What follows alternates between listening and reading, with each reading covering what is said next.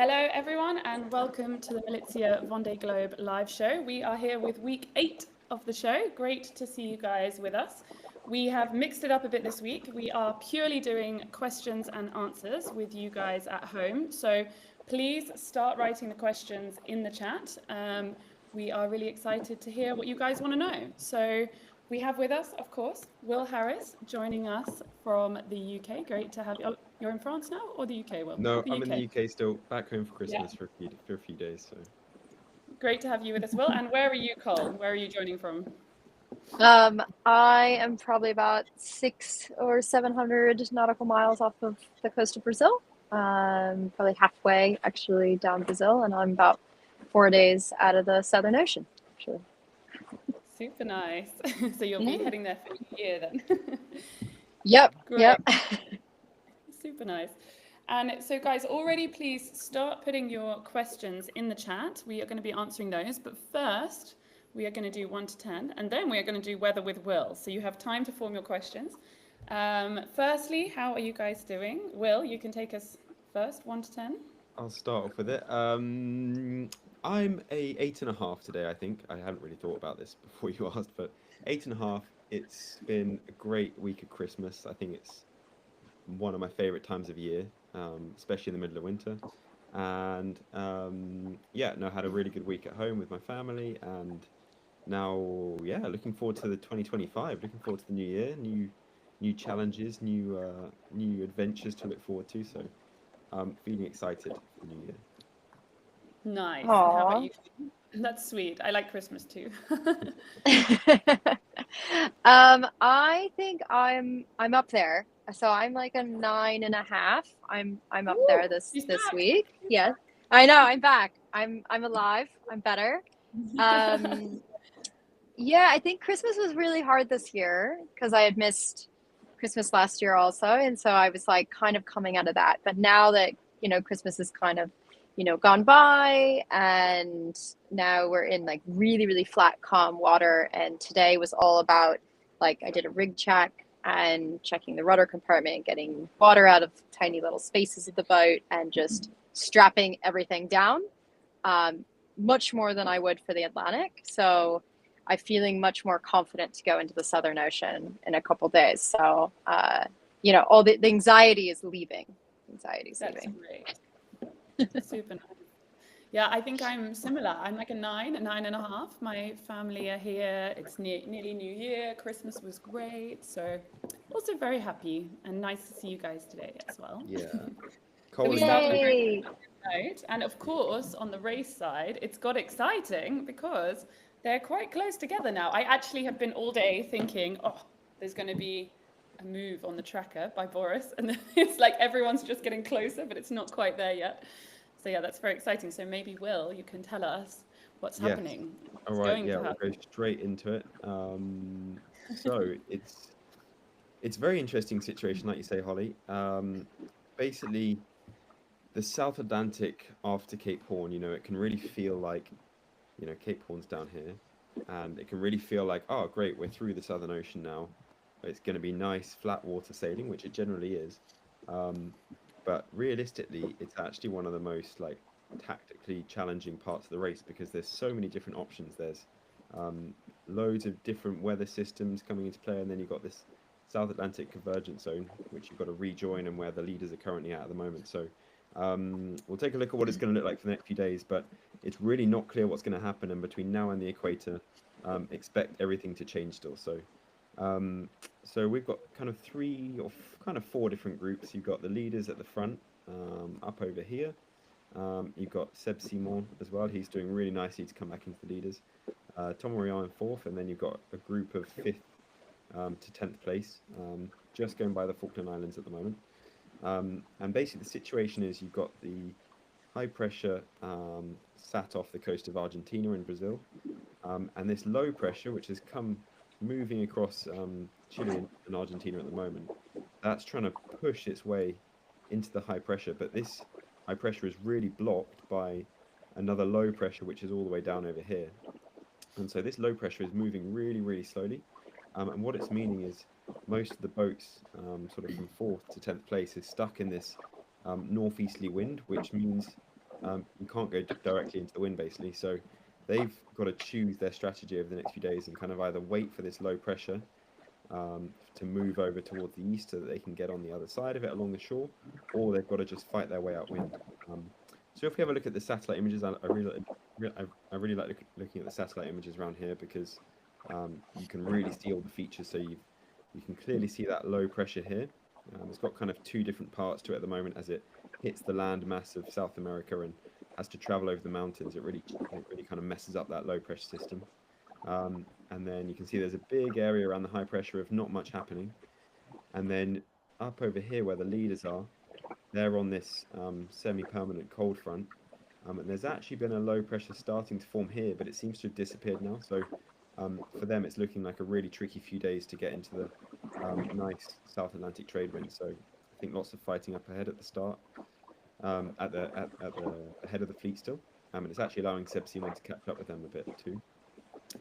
But if we have a look at the strategy and start looking at some of the routing, so this is in 24 hours time, we can see that high pressure is slightly moved out the way and that low pressure is slowly managing to make its way to the east.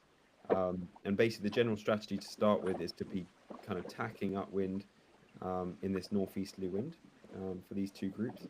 And we can see for Tomorian, it really wants him to go into the shore to play a shift, whereas for that group slightly further back, they're kind of sticking on the northeastern side of the low pressure, and they're probably looking to see how that low pressure develops. If we have a look in 3 days, there's a couple of options they have. So firstly, they can carry on in that upwind conditions and sort of be tacking on the eastern side of the low pressure, which is over here, or they can take a really long route and go round the back of the low pressure along the shore and try and make the most of the southwesterly winds over here. Both situations look really good for them being able to catch up to 4th place. It really looks like it's a bit of a waiting game for these packs over here. And basically it really depends on how this low pressure moves, if it's either going to manage to go towards the northeast or goes down this way, or if it really gets blocked by this high pressure. If we have a look in 5 days from now, we can see how those two routings have sort of separated. So that low pressure has moved over here, the high pressure is right out the way now. And this routing along the coast, they've just got this nice south, sort of southeasterly wind. I mean, although it's light, it's a really nice angle and it will be flat water for the boats to go really fast. Compared to these boats, or these routings out towards the east, where they've had to still be fighting upwind and trying to find the best angles. But they're generally going to have more wind. It really depends on how this low pressure kind of, you see here we've got this zone of light winds as it sort of converges with the South Atlantic high pressure, and you end up with a light wind zone which this boat's going to have to get to. And eventually you need to think about the long-term strategy as we're approaching the equator and towards the top of Brazil. The boats that have managed to get further east are going to have a really nice reaching angle over here. They can be foiling, whereas the boats along the coast, they're going to have to tack back and forth. And we saw that really cost Yannick Besteven in the last edition of the Vendée Globe. So although there's lots of short-term things going on, you really have to be thinking about what's going to go on up here and how to get in the optimal position and optimal angle for the South Atlantic trade winds. Lots going on. Hopefully that kind of makes sense, but basically it's not clear. Anything can happen still. And by the equator, we could see like all the boats piled together from 4th to 10th place, or they could be 1,000 miles separating two different groups, but very important part of the race. It looks super complicated, huh? Yeah. Like, Yeah. much less clear than some of the weather analysis like that we've seen in the last weeks, actually. I think I would need half an hour to fully go through everything, but yeah, earlier when I was kind of looking at the different options and routings, it's you've got all the different weather models, and from sort of 4 or 5 days, they really start to look different. And hearing from Johan and Charlie up ahead, who've kind of been through this area, they've already been saying, the forecast has been nothing like what I expected. So it's a good idea to be keeping an eye on the satellite images and have a look. Okay, how are these pressure systems really moving around? Where can I find a bit of wind? And so we might see that some of those groups, our group that we're in, like might split, and some might take kind of the east and some might take the west option, I guess, right? Exactly. I hope they do. I hope that they do separate like that, because it's much more exciting when you see two different groups. But also, you imagine being in that situation and seeing 5 other boats going one way, and you go the other way. But each boat's different, each skipper's different, and maybe some of them are looking to take a bit of risk, a bit of chance, and seeing what they can find, or if they feel like they've got a good idea what's going on. Would you say like one route was more risky than another? Which would you say is the higher risk option at the moment? I think going along the coast has there's a lot of reward if it works out. You can have a really good chance of, if that low pressure just moves a little bit further to the east, they're sailing downwind and they can be going 20-25 knots. I would say the more kind of standard expected route would be to go slightly further to the east, because you're guaranteed to have wind. And if that low pressure does move across, you can always head back towards the west and kind of cross the low pressure, and you won't lose everything.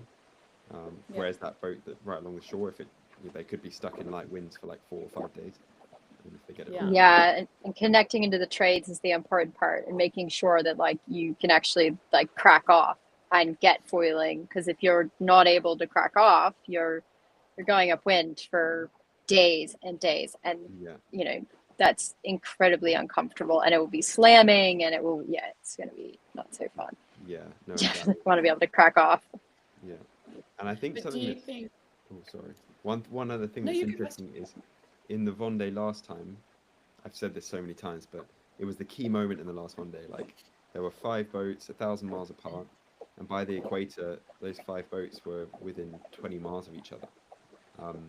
Just because of that sort of blocking high pressure along the semi-permanent cold front, and they all just ended up together. So we could see that. I think to the actual leaders, it's going to be really hard to catch up for that second group. But who knows? Never say never.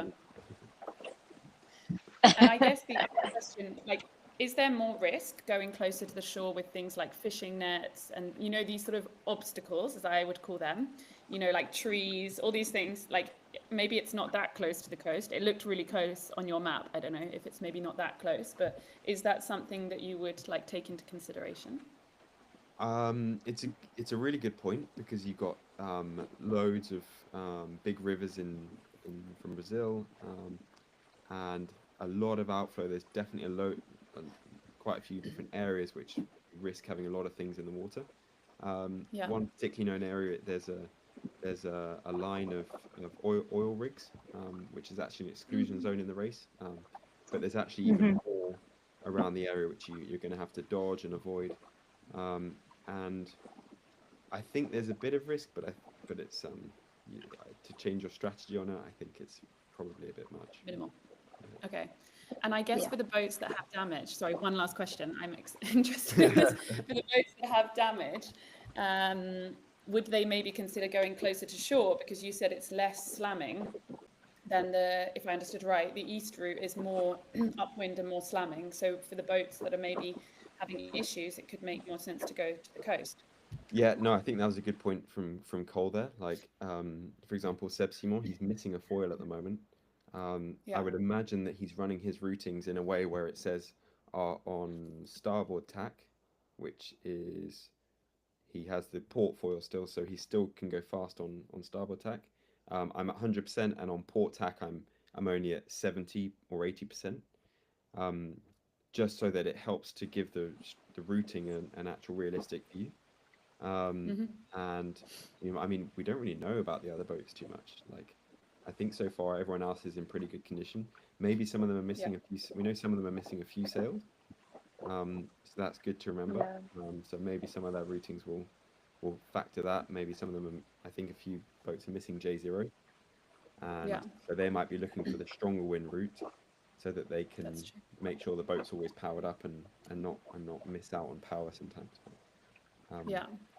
That's an interesting thing to think at 50 days into the race, like how the boats just might not be quite 100%, and they'll have to really rethink how they sail their boat if they're missing sails, or I mean, we only know of one foil so far, missing on the top 10 boats. So lots going on. Exactly. Yeah. No, for sure. So that was super interesting. Sorry for all my questions, but I thought interesting to hear. Hopefully for everyone at home as well. But we will now go to questions from the audience. So I have one here from Zoe, who said, "What is the one thing you've experienced during the Vendée Globe that you find hardest to convey to people on land?" That's a good one. Cole, I haven't you take answered. that. You can go first. Yeah, Cole. I need to think about it. Oh, that's such a good question, actually. Everything. Everything is difficult. Like, my parents aren't sailors, and so just expressing, that I can't always be available all the time. So, like, to my friends and family who are like, well, why didn't you answer me? Like, you're just on a 40-foot boat. It's the same thing in the Vendée. And it's like, well, like, when I'm exhausted, I have to sleep. And then when I'm hungry, I have to eat, and I have to check things and fix things and do things. And I think a lot of people look at us like because we're exposing our lives to the general public on social media and through all these different podcasts and things, that we must be available. But even like when I came on today, I was eating a grapefruit because it's my first meal of the day. And I was like, I need to eat something because I've been working all day. And, you kind of get thrown into this, society that's so used to the 9 to 5. And like when they get off on work, you get the phone calls. And now you're like, wait, we're on a different time zone. It's my nap time. Like, I have to sleep. So that's kind of been the hardest thing to express to people, especially media, who are like, can we interview you? And you're like, it's midnight my time, so no, you can't interview me. Definitely. Boris has the same. I can say, because we're a bit trying to protect him from that. So I fully agree with you. What about you, Will? I think it's a really good question, by the way. Yeah, Sorry. yeah, it's very good. I think the main thing that you can't you can't transfer is how uncomfortable it is. Because imagine you would if you could put every person who follows it on the boat for like a minute, they're going to be like, oh well, this isn't so bad. That's great. I can just hold on and it's fine. But then you have to remember it's 24/7. It's it's non-stop. Yeah. You don't ever stop getting shaken around, and like after a week it can just make you a bit crazy, I guess, and things like that. And to remember that every second you have to hold on, and if you don't, you're going to get thrown around and it's going to hurt. And you just can't show that. And then the other thing was the waves. It's really hard to show the waves, but thankfully we had that video of Boris and Yannick last week, so you really got a perspective of it. But when you're on the boat and you look and you see the rolling waves, then you're like, okay. In the videos, it's really hard to see it without a drone. But, Definitely. Yeah, that's it. I think from my side, like, obviously I'm a sailor, but I'm not a racing sailor. So maybe for me it's even more like clear, because obviously I've been on the boat, and and I think like just the force on your body sometimes, I think people don't realize, because I'm used to sailing and I think like, oh yeah, I know sailing. But on that boat, it's like something else. I think like sometimes it's like all your power just to hold on, and your feet are like at an angle, and you're really like, it's crazy. I think this boat is not as bad as the other boat, but like sometimes it's mad. I think that to me was something that I didn't realize before I was on an Amoka. Like, wow, like it's so much force sometimes on you on your body. It's wild. The body emotion stays in motion. It's crazy. But I think you don't see it always in the videos, like, because often Boris is sat, or even when he's holding on, he looks like, I think quite, maybe also because the gimbal and stuff makes things more stable. You don't really see how much the movement is. Even with you, Cole, like now, it's hard for me to know that you're like moving so much in a boat, So I think people don't realize. Well, yeah, I'm moving with the camera right now, so it's like I mean, you could kind of tell there's some things that will move and slam and whatnot, but like right now it's actually it's comfortable right now. I'm comfy. It's interesting. So we have another question from David. How can you join the team as a sailor, and what are the demands, and what is the first step? Ooh. Maybe you can say like, what is it? Maybe an easier way of thinking, what would be like, how could you start in Mocha world? Maybe how did you guys get into it? Yeah. I mean, Will, you go. Yeah, Will, you go first. Okay, I'll start first. So I think that there's no one set route. Firstly, there's many different ways it can happen or work. I think the main word is dedication to it. It's like, um, firstly making the opportunities to go sailing. So for me, I started out in dinghies. There's me and my 29er back in the day when I was like Oh, 15-year-old. So I started in dinghies, and then I moved to Southampton for university, and there was some opportunities to go yacht racing, and that's where I sort of heard of the Vendée Globe and the whole offshore sailing scene in France. Um, and basically, I just ended up trying to get out to France to work on boats, on Figaros actually. And from that, I managed to meet a network to then be able to do other sailing events. I managed to find my own sponsor to do a Figaro campaign. But basically, it involved saying yes to every opportunity that Everything. came up, to go sailing, to go offshore sailing. No matter if I thought it was super like good or not, like I kind of dedicated all my time to it basically. And I think that's the most important thing. You have to start by sacrificing a lot, and just trying to ask Everything. everyone for an opportunity or for a ride on the boat. And then once you can sort of start proving yourself, then you'll get asked to do more things, or you'll end up meeting someone else who invites you onto another boat. And that's how it really works, to be honest. Make yourself present as much as possible in the offshore sailing scene. And you have to start somewhere right at the bottom. Just the first opportunity is really to work on people's boats for free, to help out with getting the boat ready, to then hopefully go yeah. sailing on it at some point. And You that's have to how. be a bit humble, huh? Yes, Humble, Yeah. yeah, humble pie. exactly. So I spent You, 2 years being a preparator on a Figaro, while I was at university. So I would go around with the Solitaire Figaro, and I would prepare the skipper's boats. And then from that, I got to deliver some of the Figaros, and then I eventually got to race them. And how Hope about that. you, Cole? Sorry. we have it's so funny because you say that we're all different, but I think we have the exact same. Like was just I was crazy. Said yes to absolutely everything, even if it was like terrible people, terrible boat, terrible everything, and I still was like, no, I'm gonna go and make it the best that I can. And that's kind of the mentality you have to have. And Yeah. as a woman, you walk into this super male dominated world, and you can't walk in meekish. You still need to be humble and understand that you're going to get the humble pie every single day. Like, you can't pick something up or, something's wrong or you get hurt or whatnot. You have to be ready for that. But I just kept showing up, like the wart that you can't get off your foot. I just was like impossible to get rid of, and I was annoying.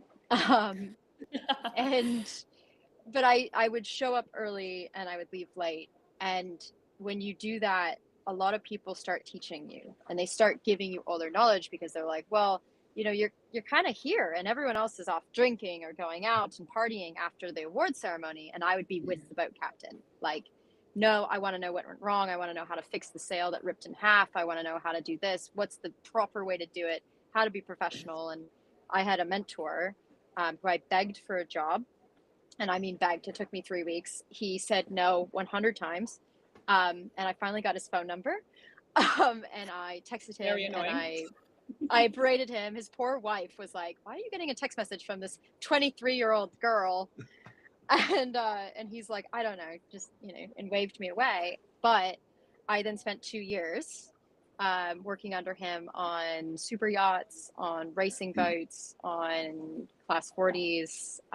He happened to be a class 40 sailor, and he let me borrow his car. I lived on his couch, like in him and his wife's house, which was a little far. They definitely were like, "Can you move out?" But I had no money. So I think that you have to just take the leap of faith and show up and learn and be there every single day. And even with like Malizia, like me, like Holly contacted me in March when I finished my around the world race, and was like, "Hey, let's have a conversation." And that was like a huge, amazing call, because I was like, this is it. This is the moment I've been waiting for the 11 years that I've been in this industry, is to get my big break. But I had to go around the world solo nonstop. I had to do something totally bonkers Crazy. to get totally crazy. And that's what you have to do. You just have to step out and, you know, hopefully there's a parachute at the backside. You jump off and you make your parachute on the way down.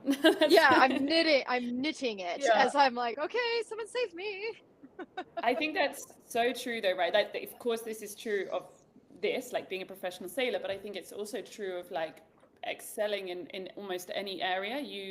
These things you've just talked about, I think they can apply so much to any area almost, actually. If you want to be the best, or if you want to be at the top of something, like this is a bit the dedication you have to put in, I think. So it's super nice to hear. Actually, your stories are quite similar. Yeah, that's pro sailors for you. Yeah.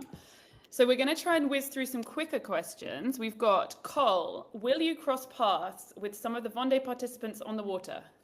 Quick fire. Yes, What do you think? actually, I think the closest that I will come is about 400 to 500 nautical miles. So we right now are about 6 miles. I am northeast of them by 600 nautical miles, but not by far in angle, actually. Yeah. So maybe in the next 2 days or so, because I'm entering the St. Helena High right now, like this second, and they're actually going into that frontal zone that you were talking about, and they're right, that high and the frontal zone are right next to each other. So yeah, really soon. Nice. Actually, Super yeah, it'd be cool. Cool. I'll wave. Yeah.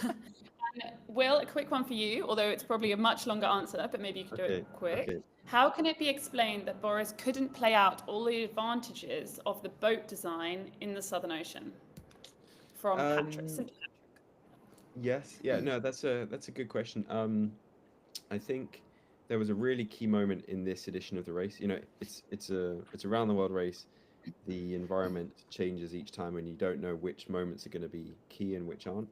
In this edition of the race, it turned out that the South Atlantic was really key, where there was those front boats got that low pressure, and they've so far just been able to stay in the weather system ahead, and that was quite a key moment. I would say Boris has been able to exploit the boat. He's been pretty fast in the Southern Ocean.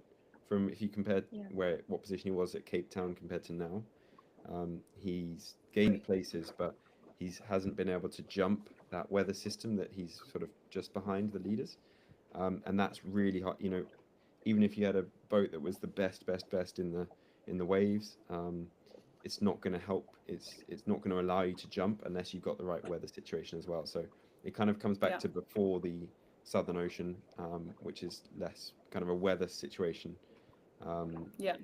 Which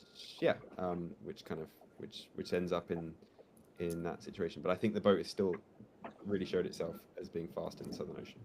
And strong, right? That's the other thing. We built a boat that was also strong. And I think that's the other point. We haven't really had any issues with the boat. And a lot of the other sailors have. And that's some of the ones that have had to retire or fall behind. So I think there's like two sides to it. Of course, a boat that's for the Southern Ocean in terms of the shape, but also the strength would be. And the other thing is there's been really strange, a lot of reaching in this. Yeah, there was weird. No downwind jibing, and then you had That's one. so really weird. Storm, which it's not normal conditions. but it's just it was good. It was okay for the boats which aren't so downwind focused. Oriented. So we've got another question from Grüner Damen. Is it possible to train a sleeping rhythm before the Vendée Globe, or isn't that really rational?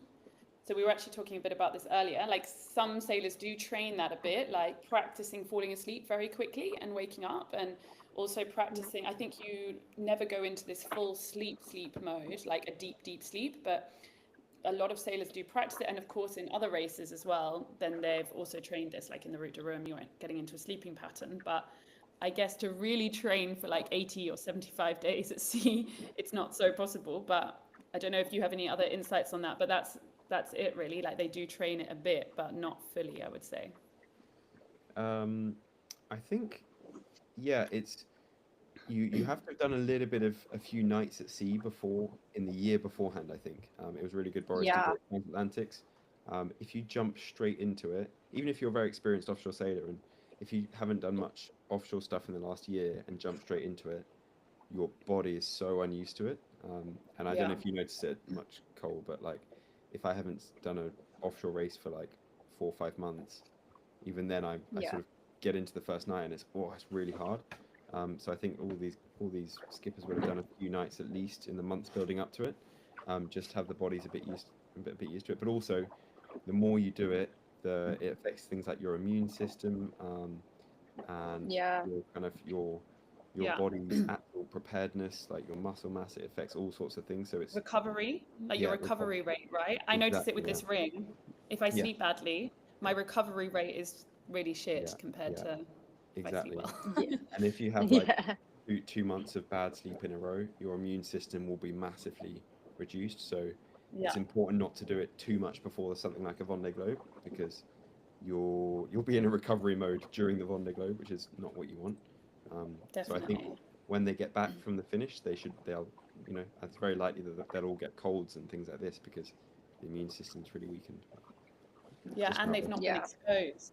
We should remember as well, they've not been exposed to any germs. You've probably had the same, Cole, right? Like you've been in this bubble of your boat, this sterile, although maybe it doesn't seem sterile because you don't shower all the time and stuff, but a sterile bubble actually for people. And they come onto land and everyone's there hugging, kissing, celebrating, and that's when you get sick.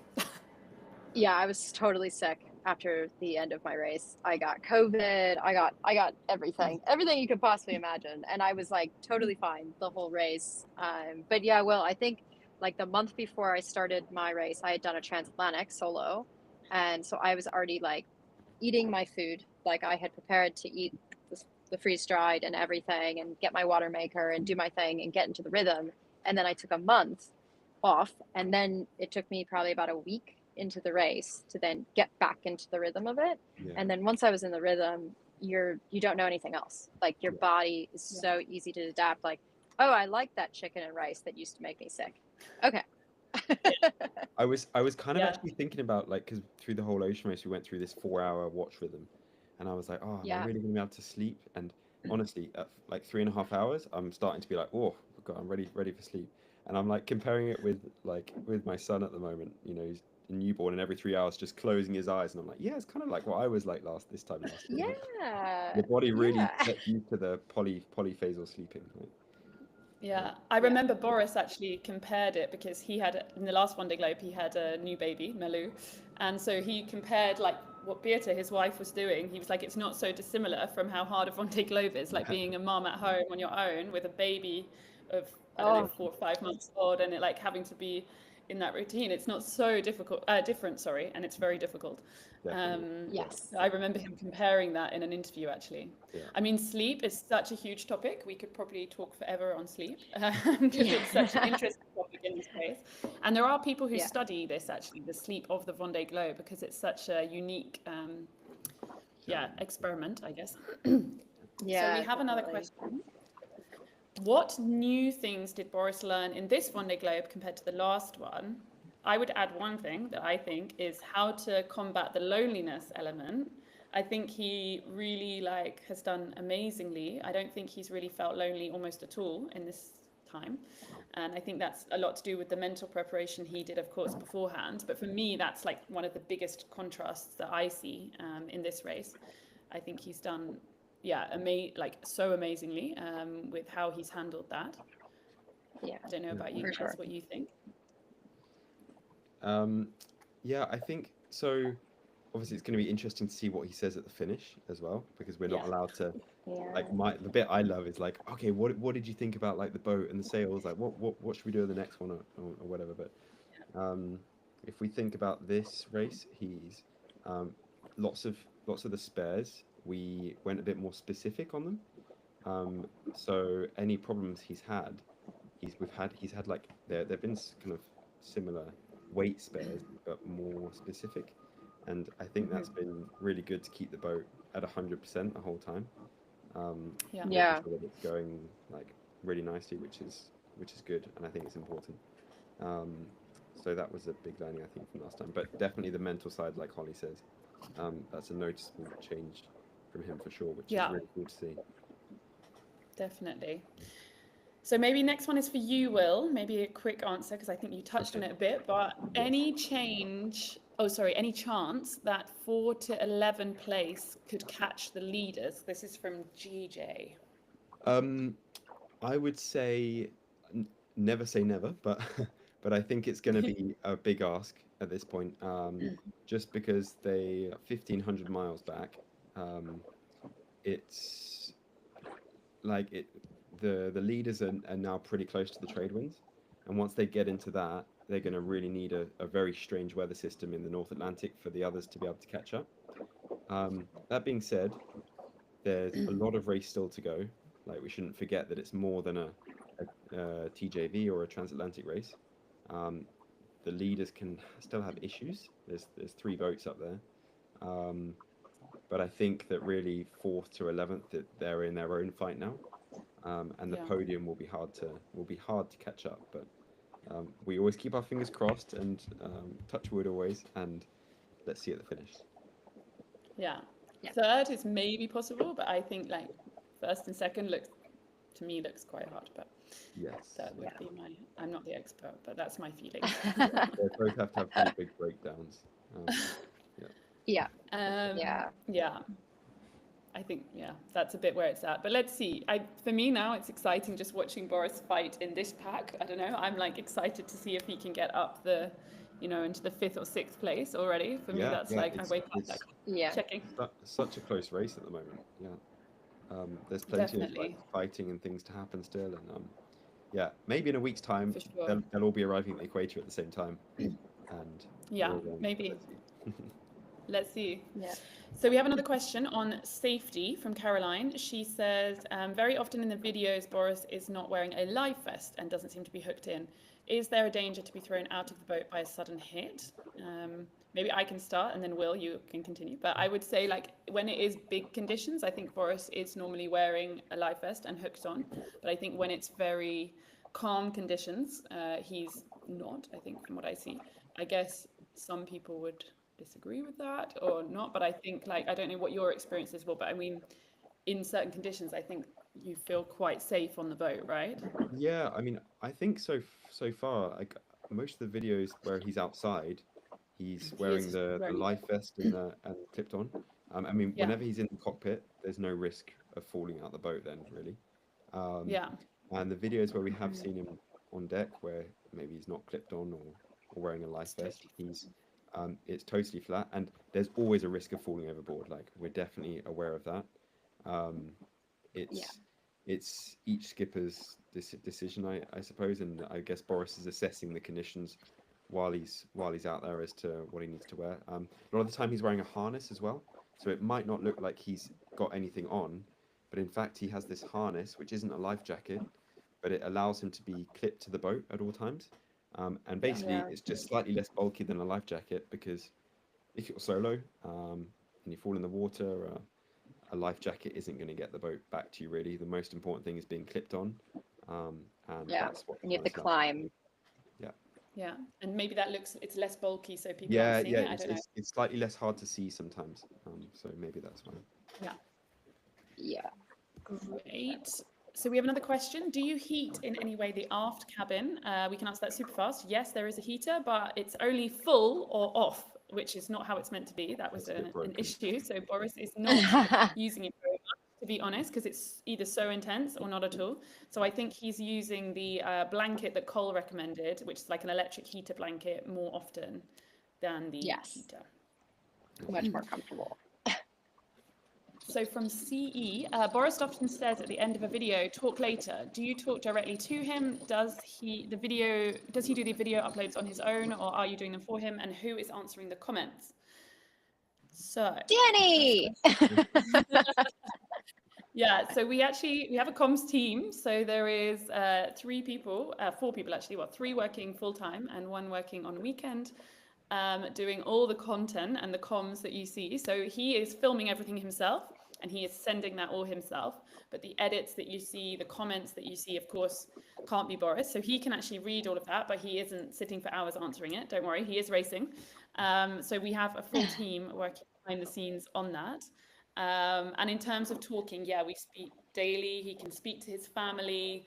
he can speak to Will, but the key thing is that we cannot speak to him about weather, about routing, about tactics at all. So we talk to him about normal life, like what did I do today, which he loves. That's what he wants to hear, I think, to feel the connection, but not about anything else. Yeah, like we send photos back and forth like pretty much every day. He like will be like, what is it like up there? Is it nice? Yeah, exactly. And I'll like just send him a photo of like the nice sunset, and he's like, oh, so beautiful. It's coming soon. I think this is a really good question again, and maybe a really good question for you, Cole. What is it like re-entering society after a solo race, and is it hard psychologically to adapt to going from seeing nobody to being in your boat to then having your face in front of so many cameras and being so available, I guess? I don't know how deep you want to go, but you can answer that one. I had no idea when I first finished my race, and the only thing that I knew that I wanted to do, which I wasn't allowed to do because my team would not allow me, was I wanted to go to a mooring, like away from the dock, and like park the boat and then take like 4 hours of sleep. I wanted just a nap. That's all I wanted after like, yay, rah, rah, like, okay, bye, like, and then just take my time and everyone disappear. And then I come back to the dock when I'm like prepared and ready and mentally okay. My team was like, absolutely not. We have the Today Show, the BBC, we have CNN, like all ready to go. So you must get to the dock. And I was like, okay, fine. And I got to the dock, and it was like 30 hours of interviews. And I was just sitting like in a hotel room and running back and forth between like the going to the toilet and getting food and coffee, and then like a little bit of alcohol, and like trying to just like, and I didn't even get to see like my family, you know. It was like you become this celebrity, and almost it's sometimes I think it's inhumane. And it took me 6 months to recover mentally, I think. And now I'm fine. But yeah, traffic, pollution, cars, planes, people shoving you in the airport, stealing your bag, stealing your phone. You're like, the ocean is so much nicer. They're so much kinder to me. The birds don't steal my stuff, you know, like they just, so it's incredibly more difficult than people think. So like when Boris comes back, like people give him time, like give the man time. Like, no, my team didn't allow that to happen. Yeah, be kind, be so kind. Like if he's like, no, I'm not in it, I want to go spend time with my wife and my child and my dog, that is should be fine. Yeah, I totally agree. And I think that's a bit the thing that people don't realize. You go from this sterile environment, to like very safe again. This is exactly, very, very cozy, very safe. Everyone thinks that the ocean is trying to kill you. It's not. It would be trying to kill you even if you weren't here. So the ocean is so cozy and comfortable and secure. Humans, they scare me. And you have a routine, right? That's the other thing. You have a bit like your fixed routine, and although the ocean is throwing surprises at you, it's still like quite obvious to you what those might be in a way, you know, like that. And it's not having to deal with humans it's different, I think. Well, and when things break, right, it's only on, like, for me, it's only 40 feet. Boris is only 60 feet that he's got to worry about, you know, but if he's at home, he's got a home and he's got a car and he's got all these things, and like, oh, this has got to go to the shop. This is broken. This is this. Blah, blah, blah, blah. My kid has homework. All of a sudden, you have to be 16 different people on the boat as a solo sailor. You only have to be just the solo sailor. Like, you have to care about your horse, your racehorse, and yourself. So it's something is very nice about it. That's why we do it. Definitely. And I think a lot of the Vendée Globe sailors actually talk about that afterwards, that some of them, it takes more than 6 months to recover from the Vendée Globe. And some of them think they were recovered and then realize that they still have some of those, like, maybe internal traumas held there, especially maybe for the people that have an issue, or even the ones that don't. It's still a huge, huge endeavor, I think, on your mind and body, that people maybe don't realize how long it takes to get over, you know. Yeah, and sure. Your race as well. I mean, same. Yours was even longer. Yeah, I still find it amazing, to be honest. Okay, guys, we have come to the, well, we have lots more questions, but I think Dani has been doing an amazing job at answering a lot of them also in the chat. I've been looking, Thanks, so thank you, Dani. Dani, for that behind the scenes. But we are going to not do the promo section because we don't have time, but we are going to do the prize section still. So firstly, thank you guys for answering all the questions, and thank you at home for asking them. It's great. Last time the winner was Pascal Baumann. Hopefully that's said right. Can you contact us via email and we will give you your prize. Also, for people who entered the prize giveaway on Instagram, Marie has emailed, or I think on Instagram, messaged you to say who's won. That was the prize that was running before Christmas. So please check your messages, guys. You will have a message from the account. That's great. And for this week, terms and conditions are all in the description below, and the question is, so it's the first person to write in the live chat wins, as always. Who currently holds the Vendée Globe record for the fastest time in the Vendée Globe? Can be from any year, but who holds the record? So please, fastest person in the chat wins. Guys, you can still do the map if you would like to wish Boris a message. We will be back next week. Happy New Year to everyone. Thank you so much for joining us. We will be here 6 p.m. And of course, like always, you can follow everything on social media. Please like and follow the video if you would like to hear more from us. Thank you so much. See you next year. Ciao. See you See you next year. Yeah. Bye.